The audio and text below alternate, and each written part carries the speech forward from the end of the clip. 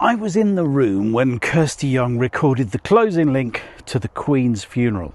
She'd spent weeks on every word, and when she sat in front of that prompter, the emotion still came through. She owned every syllable before she said it.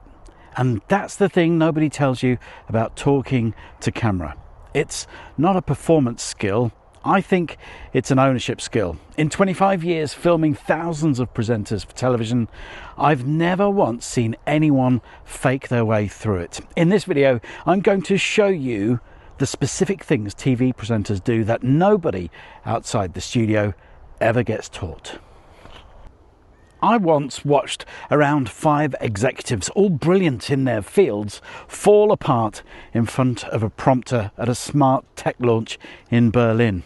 The speakers had all been coached, they had scripts, the words were in English, and you couldn't make sense of a single sentence. As a viewer, it was really quite difficult to watch. Maybe they were a bit nervous, but the big thing was that the words weren't theirs. You could feel it from behind the lens. The meaning, well, just went missing. Compare that to any proper journalist or presenter who writes their own material. They'll sit in front of a prompter and work it out. Capitalise this word, put a line break there, add a pause here. They know where every beat lands before they open their mouth, because those words, and the bits in between, are completely theirs. Even when you use AI or get help writing your script, and I use it all the time, you still have to pass it through your own filter. Read it out loud. Change the words you'd never actually say. Put those pauses in. Make it sound like you, or it won't land like you. Keep the language simple. It isn't about dumbing it down. Simple words are easy to say and easy to hear too. Confidence in plain language is what earns serious respect. When you press record, thinking about everyone who might watch this, or even say, hey guys, your delivery becomes vague, your intonation flattens, your energy drops. Every good presenter I've worked with picks one person, not a faceless stranger, a specific person, maybe a friend, someone called Dave or Eric or whoever it is. You phrase things differently when you're talking to someone you actually know. Your intonation changes. The warmth comes through. Here's the unlock that changed things for me. Imagine you're on a Zoom call with that very person. That one reframe changes how you construct sentences, how you pause, how you land a point. You stop trying to get through the words and start actually saying something to someone. And after enough reps, the lens stops feeling like a lens. That dot on the phone starts to feel like a face. I know it sounds strange, but it's what happens when you've done it enough times. And here's a practical bonus. If someone spots you recording in public, just say you're on a meeting, because, well, you basically are. On a proper TV prompter, the words run across a piece of glass in front of the lens. You read the words and look directly down the barrel at the same time, designed to manufacture natural eye contact. But you don't have that if you're shooting on your phone. So you have to try and manufacture it differently. And I think that's a good thing. Staring directly at the lens the whole time feels unnatural. And it feels as unnatural to the viewer as it does to you. In a real conversation, your eyes move around. You look away when you're thinking. Yeah. Glance back when you're landing a real point. Now, try this. Read a few words ahead. Look away briefly, the way you would mid-conversation, to have a think, then come back to the lens.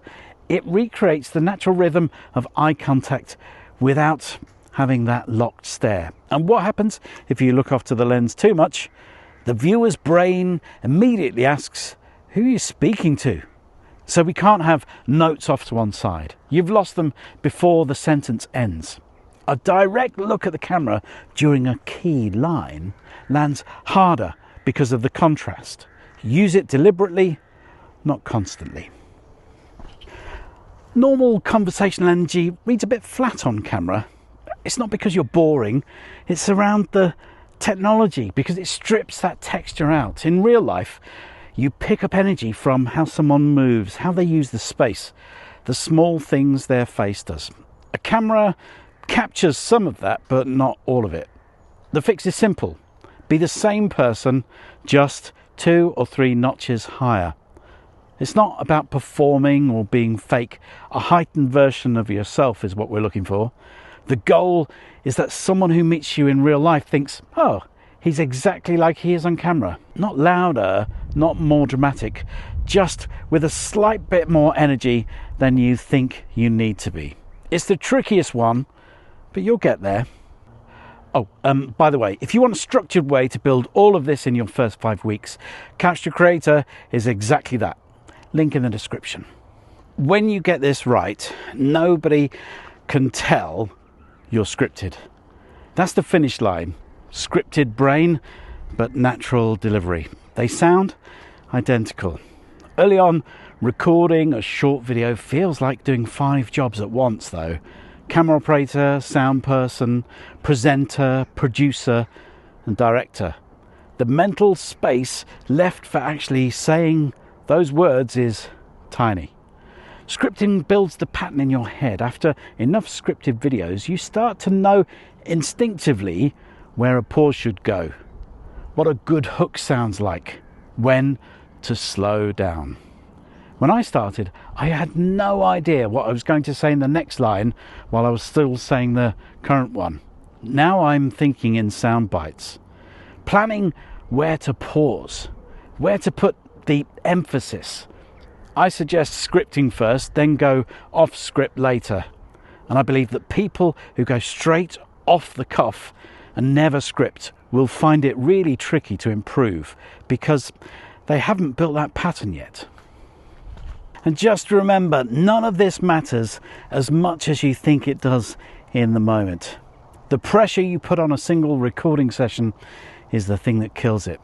Real presenters, the ones who genuinely are good, are always taking the pressure off, telling themselves this specific video isn't the one that needs to be perfect.